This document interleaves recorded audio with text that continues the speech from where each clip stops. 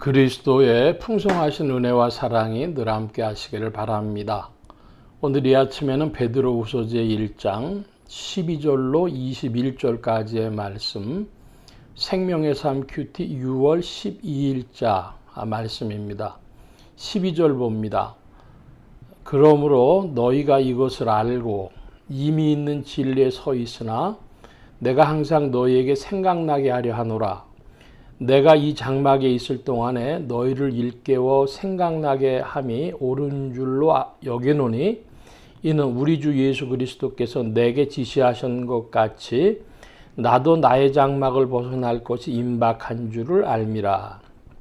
먼저 13절 14절 말씀에 보면은 장막이라는 표현이 나옵니다. 내가 이 장막에 있을 동안, 또 14절에도 나의 장막을 벗어날 것이 임박한 줄 알미라. 예상하시겠지만은 이 장막은 인간의 육체, 몸을 말하는 것입니다.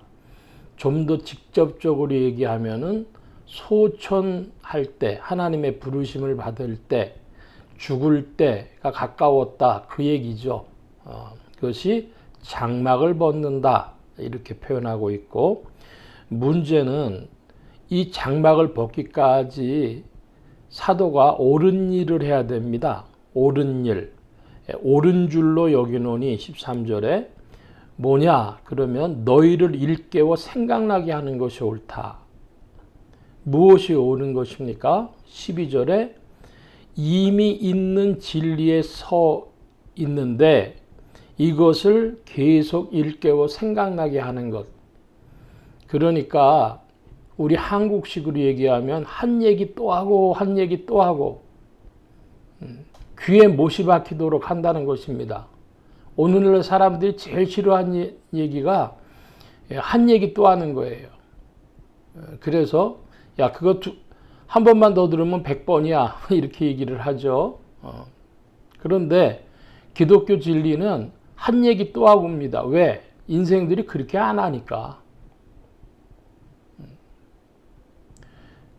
사람들이 귀가 가려워서 새로운 얘기를 막 찾으려고 합니다. 그런데 성경 진리 말씀은 특별할 게 없어요. 베드로 사도의 표현으로는 일깨워서 다시 생각나게 한다. 한 얘기 또 한다. 오늘 성도들은 교회에서 들은 말씀을 얼마나 실천하고 있는지 좀 스스로 질문할 필요가 있다 하겠습니다. 15절 말씀 봅니다. 내가 힘써 너희로 하여금 내가 떠난 후에라도 어느 때나 이런 것을 생각나게 하려 하노라. 우리 주 예수 그리스도의 능력과 강림하심을 너희에게 알게 한 것이 교묘히 만든 이야기를 따른 것이 아니요 우리는 그의 크신 위엄을 친히 본 자라. 지극히 큰 영광 중에서 이러한 소리가 그에게 나기를 이는 내 사랑하는 아들이요 내 기뻐하는 자라 하실 때에 그가 내 하나님 아버지께 존귀와 영광을 받으셨느니라. 17절까지 말씀을 보면 사도 바울은 그 변화산에서의 예수님이 변모하시던 사건을 정말 자기 생애의 원체험으로 잊을 수 없는 체험으로 기억했던 것 같습니다. 그래서 그의 크신 위엄을 친히 본 자라고 이야기하고 있습니다. 내 사랑하는 아들이요 내 기뻐하는 자라. 그런 말씀을 들었다는 것이죠. 이제 삼위일체의 그 흔적에 대해서 성경에서 찾아볼 때에 예수님께서 세례 받으실 때에 하늘에서는 소리가 들리고 성령은 비둘기같이 임하시고 예수님은 요단강에 계시고 삼위의 전체의 출현이죠. 이제 사람들은 거기서 오해 가능성이 큰 게 삼신으로 볼 수가 있습니다. 삼신. 그런데 성부, 성자, 성령의 뜻은 온전히 하나이십니다. 그 온전히 하나라고 하는 걸 또 강조하면은 일신이 돼버려요. 양태론에 빠지고 그런데 인격적 요소는 그대로 다 존재하고 있어서 이제 이것이 어려운 것이죠. 성부는 그리스도를 예수님을 아들이라고 부르셨고 성령께서는 성부께 친히 탄식하며 간구하신다고 표현했습니다. 그러니까 그 삼위는 각각 인격적 존재로서 명백하게 계시고 그러므로 주님께서는 다른 보혜사를 보내실 것이다. 그분이 오시면 이렇게 된 것이죠. 이제 여기서 인생들이 도대체 언어로 헷갈리는 것이죠. 3이라고 할 수도 없고 1이라고 할 수도 없고 그 인격적인 관계 거기에 상호 침투가 있다 그럽니다. 인격적 상호 침투의 문제를 페레코레시스라고 이렇게 이야기를 하는데 오늘 말씀은 그것이 아니니까 이 정도로 약하고 어쨌든 내 사랑하는 아들이요 하는 그 소리를 들은 것이 사도 베드로에게는 놀라운 체험이었습니다. 18절입니다. 이 소리는 우리가 그와 함께 거룩한 산에 있을 때에 하늘로부터 난 것을 들은 것이라.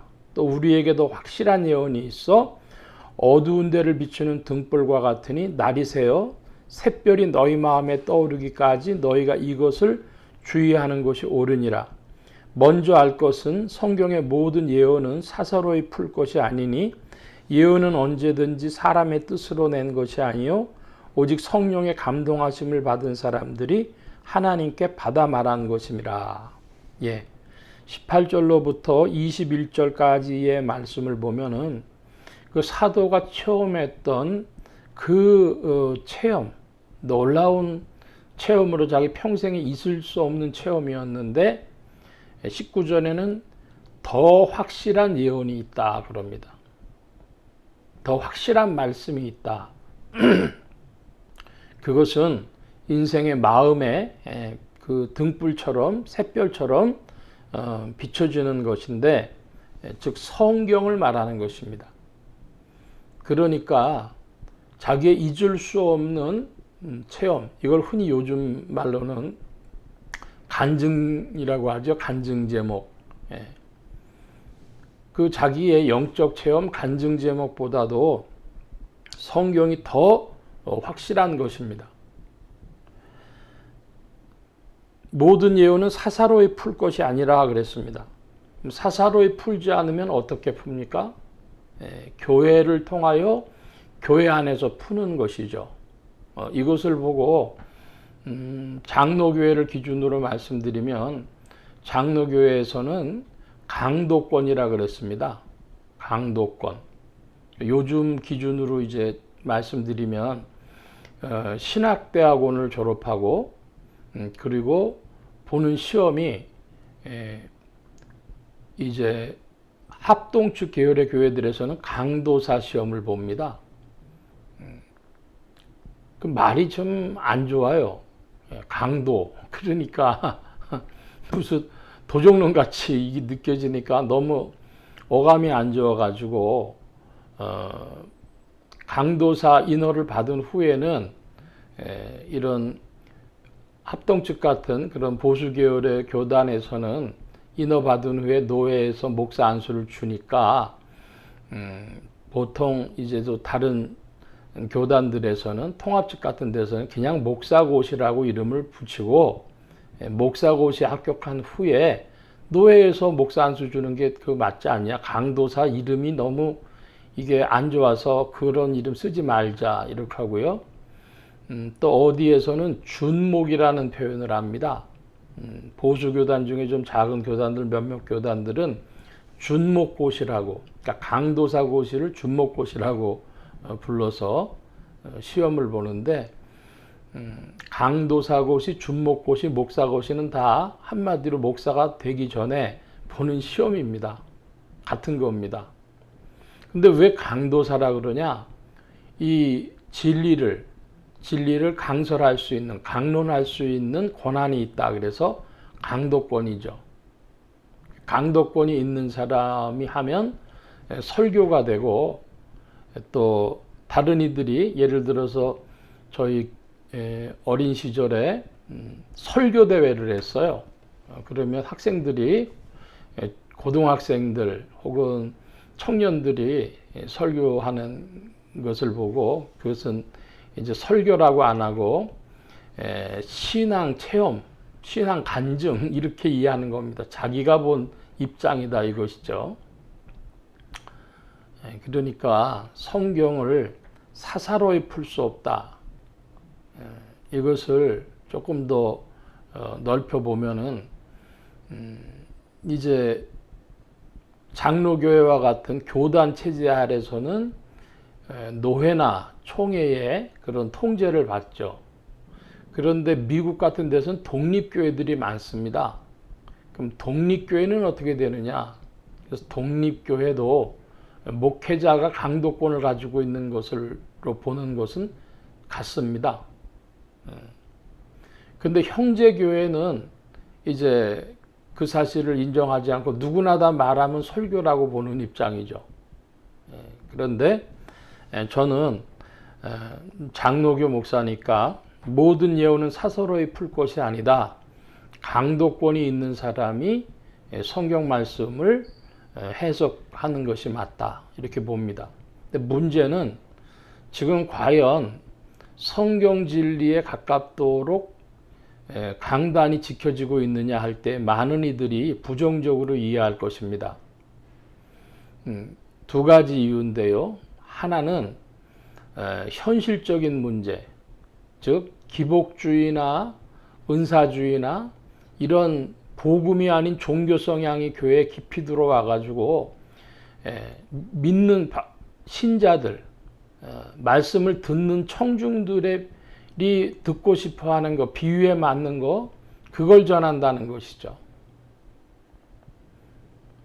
또 하나, 신학적인 입장을 강조해서 말하는데 19세기 이래로 자유주의 신학이 나온 이래로 그것은 교회를 지키는 신학이라기보다 인간의 사상운동에 가까운 그런 모습을 보여주고 있는데, 그래서 그런 신학, 오도된 신학에 근거해서 성경을 보고 해석하고 논쟁적인 신학 입장을 가지고 해석을 하기 때문에 많이 배운 목사님들은 논쟁적인 문제를 끌고 들어와서 강단을 혼탁하게 하고, 다수의 목회자들은 현실 문제에 급급해 가지고 창세기부터 계시록까지 흐르는 그 성경의 말씀들을 정말로 잘 풀어주고 있는가, 자기 입맛에 맞는 구절들만 인용하는 거 아닌가, 이런 질문이 있고요. 거기 한 가지 덧붙여지자면은 종말론자들이 있습니다. 2000년 교회사에 종말론자들은 늘 있어 왔는데, 이 종말론자들은 모든 성경을 종말에 끼워 맞춰서 설교하려고 하죠. 그래서 7년 대환란이 가까웠다. 7년 대환란이 시작됐느냐? 맨날 그 얘기를 합니다. 그것은 1980년대부터도 있었어요.